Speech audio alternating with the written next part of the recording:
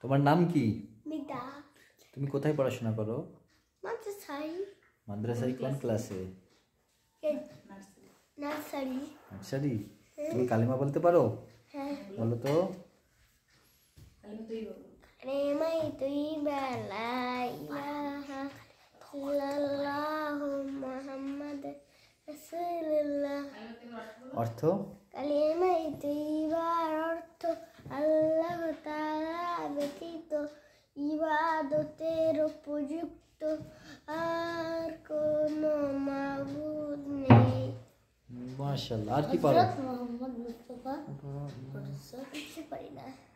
হযরত মুহাম্মদ মুস্তাফা সাল্লাল্লাহু আলাইহি ওয়াসাল্লাম 1 নম্বর হাদিস শরীফ বলো। 1 নম্বর হাদিস শরীফ قال النبي صلى الله عليه وسلم إنك يكفيك عمل القليل। তোমার ইমানকে খাঁটি করো, অল্প আমলের নাজাতের জন্য যথেষ্ট হইবে।